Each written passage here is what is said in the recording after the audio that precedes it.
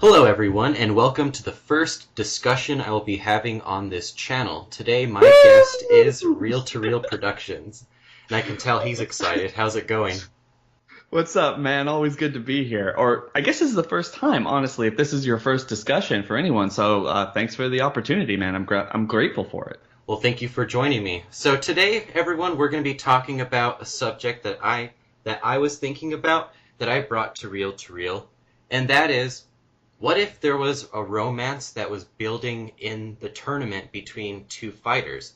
Now, this could happen between one universe and another, but I think the ones that are the most interesting to think about right now, at least, are what if Ten Shinhan or Roshi fell in love with someone? I mean, we've seen some of these things happen in other media, like characters you'd never thought would fall in love, like kind of like Doc Brown falling in love in Back to the Future Part 3. So what are Mhm. your overall thoughts on this, Reel? I mean, that's pretty cool. Honestly, I wasn't thinking so much of Roshi or Tenshinhan. Personally, like just if they gave Roshi a little some kind of romantic interest between him and some kind of weird looking alien woman or something, whatever. Like most of the aliens from other universes at this point look like foxes or bugs or bunnies or whatever.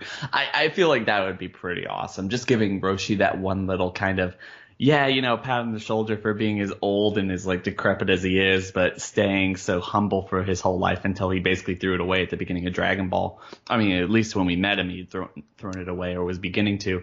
And Ten Shinhan, I personally feel like, man, if they're going to give him like a love interest, I would really, really hope that it's launched. They're just going to bring her back for this tournament because why not? I mean, this is basically going to be a throwback tournament with bringing in these fighters anyway. So why not give him launch? Why not have her on the sidelines cheering him on? So whether or not they focus on it any way, shape, or form, we get to know that they are still together or they still have some connection from Dragon Ball.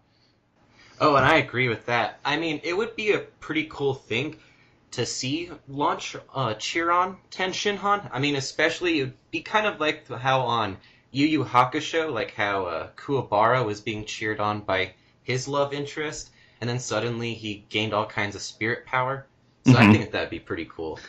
Oh no, I feel like that would actually be really cool. I mean, Dragon Ball doesn't necessarily get on the nose that much when it comes to shipping between one character or another, but just to be fair about that, Super's been a lot more focused on that kind of process since it started. I mean, we've gotten so much character development from Bulma and Vegeta and Chi-Chi and Goku, 18 and Krillin, Gohan and Videl, Trunks and Marin, there's a lot in there that we actually get to see between these couples that have been kind of together for a long time. I mean, just I don't know when you're really posting this video, but hell, in episode 77 of Dragon Ball Super, we actually got a pregnant Bulma, which is, we've seen women who are quote unquote pregnant, but not necessarily showing, and definitely not like 8 or 9 months in. So, that's just it. Super, for all of its kid purposes, is showing itself to be a little bit more mature, but I really think that is probably because, just most likely because this is more of a nostalgic series, and they must know at some point, Toei must know, regardless of whether it's Toriyama, which I definitely don't think it is, but Toei must know that this whole shipping thing between fans and drawing the fan art and all this stuff, like wanting to see these interactions as subtle as they have been really good for their business model for this show. So like you're saying, I don't necessarily see them not doing something like this. In fact, it's not something that's completely unrelated to the series as a whole. We've gotten a lot of people actually together in one way or another during tournaments, with we've seen Yamcha and Bulma basically have their love interest or something play out through tournament. We saw Chi-Chi and Goku back in the day, and Gohan and Bulma. So like you're saying, there is precedent for this, and I feel like that would be interesting to see in this tournament. I agree. I mean, especially if they're going to want us to get invested in other universes and their characters, I think that a romance building between two characters from two different universes would be pretty cool. I mean, especially if I mean, a lot of people have been speculating that Kaba and that one female Broly girl might be girlfriend and boyfriend up until we saw the introduction where it's kind of implied that they're from different universes at least. Mm-hmm. But what were you gonna say, Ryu? No, I feel like that's true. I mean, we don't know. it just could be something they did just to make us ask questions. But you're right, like they might be from different universes, so who knows? Yeah, and I agree. And that's a way I think that we can get invested in other universes surviving. Just, I mean, I don't think that they should overdo it, like making like a big ol' huge like love triangle or like multiple love triangles or anything like that. But I think that it would be cool just for us to get invested in different universes. I mean, there could be different storytelling methods that could get us invested. I mean, this is just one. hmm I mean, I completely agree. Like you said, that opening showing the girl Broly actually seemingly on the Clown Gods team, did a video about that a couple days ago, not to just plug my channel, but I feel like that is something that's really interesting. I agree with you. That would be something that would be really nice to see. Kind of give us a little bit of a romantic. If Kaba were to like her, but she was for whatever reason a Saiyan from a different universe, be it maybe there are Saiyans in other universes, maybe there's something afoul, maybe she was kidnapped, who really knows? But it would give us some kind of a subtle for Dragon Ball, but I guess a Romeo and Juliet type of thing. If whatever reason Kaba just kind of starts crushing on her hard, and we actually get to see that love connecting and growing, getting to know more about Kaba or maybe even Saiyans in general. I mean, it just seems like a win-win situation for me. And having them from different universes, like you're saying, is just it makes it so much better than if they were from the same home world in the same universe.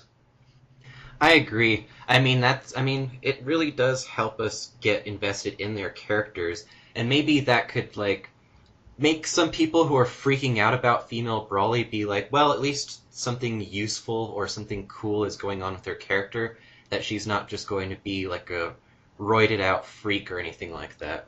Oh yeah, I completely agree. But before we go any further with this discussion, I do think it's actually pretty good or pretty, we should say that, the thing that doesn't make her useful is actually finding a male love interest. I feel like that's not the point we're trying to make. But maybe taking that love interest and creating sympathy, or even just easily creating sympathy for maybe not just a competing universe, but maybe the most antagonizing universe, would be something that would become interesting and also give relevance to the most significant race or group of people in the entire series, like the Saiyans, through Kaba and through Universe 6, and maybe even the interaction between Vegeta and Kaba, Goku and this other girl, or even Gohan or and then Trunks, if they're even going to be there. So I feel like that would be interesting. There's a lot of possibility there. And just like you're saying, an easy way to actually take these people and maybe make it like worthy of or interesting for us to watch, but at the same time keeping it simple and not necessarily overtelling a story in a way that Dragon Ball necessarily isn't used to. I agree, because especially since romance is not necessarily in Toriyama's book of expertise, I think that they should probably just approach it kind of casually and kind of fun, but just in a way that we get invested in them and what's happening. Mm-hmm. And I will say this. If I could actually get one more grouping, because I can't necessarily think of any other groupings that we would have to see. I mean, first of all, this is like the only girl we know is actually competing in the tournament outside of 18. So fingers crossed for some really good 18 and Krillin moments going into this tournament.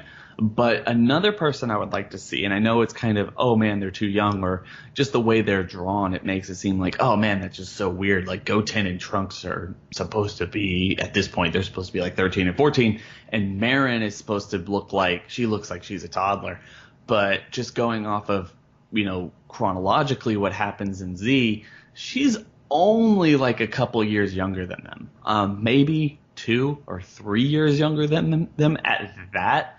And one of the things I would like to see, because Super's already paired off someone like Trunks and Mai, they brought back Mai just to pair off with Trunks, it would be cool if they're going to build another shipping type of relationship between two established characters. Marin and Goten would probably be really cool, not just considering the fact that they have the connection between Goku and Krillin, which is also awesome.